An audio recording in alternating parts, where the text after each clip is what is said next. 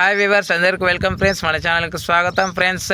Canada versus south Africa మధ్య మ్యాచ్లో ఇది ఏకపక్ష మ్యాచ్ అని చెప్పలేము గైస్, ఎందుకంటే చాలా వరకు ఫైట్ అయితే ఇచ్చింది కెనడా, కానీ 57 రన్స్ తేడాతో భారీ అపజయాన్ని మూటగట్టుకుందని చెప్పుకోవచ్చు. సో ఈ మ్యాచ్ ఎలా సాగింది? అహ్మదాబాద్ వేదికగా జరిగింది, మంచి బ్యాటింగ్ పిచ్. మరి ఎలా సాగింది ఏంటి అనేది మనం డిస్కస్ చేద్దాం. So let's move in to the topic.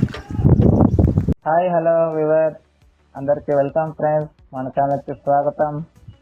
మా ఛానల్లో మీకు కనుక వీడియోస్ నచ్చితే లైక్ చేయండి, షేర్ చేయండి, కామెంట్ చేయండి మరియు సబ్స్క్రైబ్ చేయండి. మరిన్ని నోటిఫికేషన్స్ కోసం పక్కనే ఉన్న బెల్ ఐకాన్ని ఆల్ పైన ట్యాప్ చేయండి. ఆల్ పైన ట్యాప్ చేయడం ద్వారా మేము చేసే ప్రతి వీడియోలని, తాజా వీడియోలని నోటిఫికేషన్లో పొందగలరు. సో టాస్ గెలిచి మొదట ఫీల్డింగ్ ఎంచుకుంది కెనడా.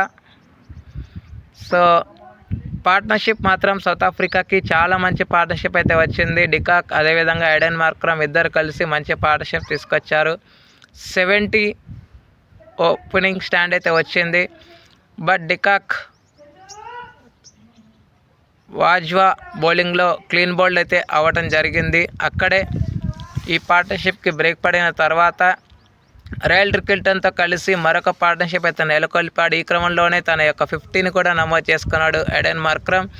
59 రన్స్ వేసి తను అవుట్ అయిన తర్వాత రాయల్ రికిల్టన్ కంటే ముందు డెవెల్ బ్రెవిస్ ఇలా వచ్చాడు, 6 రన్స్ వేసాడు, అలా వెళ్ళిపోయాడు అంతే. తర్వాత మళ్ళీ 4 వికెట్స్ పడిన తర్వాత రాయల్ రికిల్టన్ కూడా 37 రన్స్ వేసి తను అవుట్ అయ్యాడు. తర్వాత డేవిడ్ మిల్లర్ అదేవిధంగా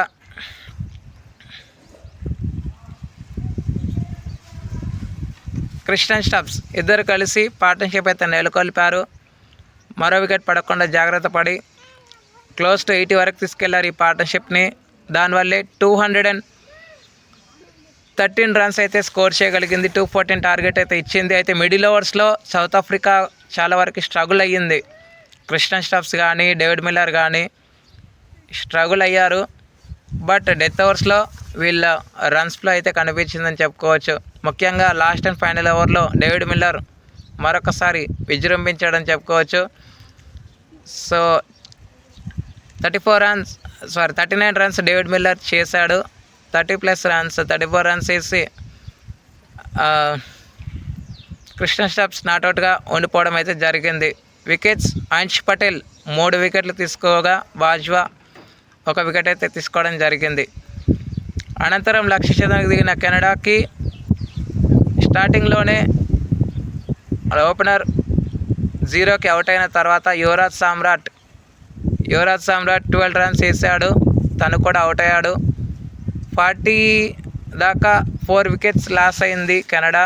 ఈ క్రమంలో నవనీత్ దిల్వాల్ అదేవిధంగా హ్యారిస్ టెక్కర్ ఇద్దరు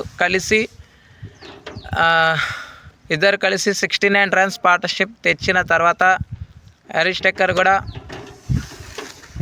33 రన్స్ వేసి అవుట్ అయ్యాడు. దిల్వాల్ మాత్రమే ఒంటరి పోరాటం చేశాడని చెప్పుకోవచ్చు. శ్రేయస్ మోవా కానీ ఎవరు కూడా ఆకట్టుకోలేకపోయారని చెప్పుకోవచ్చు. లాస్ట్ ఓవర్ దాకా ఉన్నాడు, బట్ చేసేదేమీ లేక షాట్కి ట్రై చేసి మార్కో యాన్సన్ బౌలింగ్లో అవుట్ అవ్వడం జరిగింది. ఫస్ట్ 4 వికెట్స్ పడినవి, ఫస్ట్ 3 వికెట్స్ వరకు పడినవి ఎంగిడికి మాత్రమే వచ్చాయి. తర్వాత రబాడా మంచి వికెట్ అయితే తీసుకోవడం జరిగింది. ఆయనకు 1 వికెట్ వచ్చినప్పటికీ చాలా ఇంపార్టెంట్ వికెట్ అయితే తీసుకోగలిగాడు అని చెప్పుకోవచ్చు. ఆ తర్వాత పార్ట్నర్షిప్ బిల్డ్ అవుతున్న టైంలో మార్కో యాన్సన్ రావటం, మార్కో యాన్సన్ ఒకే ఓవర్లో 2 వికెట్లు తీసుకోవడం ఓవర్ మొత్తం సౌత్ ఆఫ్రికా వైపు మొమెంటంని షిఫ్ట్ చేస్తుందని చెప్పుకోవచ్చు. సో తత్ఫలితంగా 57 రన్స్ తేడాతో సౌత్ ఆఫ్రికా ఘనమైన విజయాన్ని సాధించింది.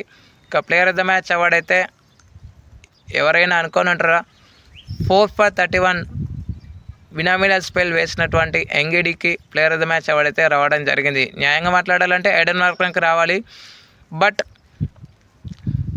150+ లోపే రిస్ట్రిక్ట్ చేశారు కాబట్టి ఎంగిడికి player of the match award అయితే రావడం జరిగింది. Okay friends, thank you. ఇంకా ఈరోజు మ్యాచెస్ చూసుకుంటే ఈరోజు first match Netherlands versus Namibia. ఈ మ్యాచ్ ఇప్పటివరకు గ్రూప్ ఏలో ఎవరు కూడా డబుల్ మ్యాచెస్ అయితే గెలవలేదు. ఈరోజు నెదర్లాండ్స్ కనుక గెలిస్తే కొంచెం బాగుంటుంది చూడడానికి. మరి ఎవరు గెలుస్తారు అనుకుంటున్నారో కామెంట్స్ చేయండి. అదేవిధంగా second match New Zealand versus UAE. New Zealand కనుక గెలిస్తే టాప్ ప్లేస్లోకి అయితే వెళ్ళిపోతుంది ఆ గ్రూప్లో. Next last and final match ఈరోజు పాకిస్తాన్ వర్సెస్ యూఎస్ఏ. మరి లాస్ట్ వరల్డ్ కప్లో మనం చూస్తాం, T20 వరల్డ్ కప్ 2024లో యూఎస్ఏ పాకిస్తాన్ని అప్సెట్ చేసింది. మరి ఈరోజు ఏమైనా అది జరుగుతుందా అనేది చూడాలి. Okay friends, thank you. ఇలాంటి అప్డేట్స్ కోసం ఛానల్ని సబ్స్క్రైబ్, షేర్, లైక్, కమెంట్ చేయండి. మరొక అప్డేట్తో మేము ఉంటాను ఫ్రెండ్స్. అంతవరకు సెలవు, నమస్కారం.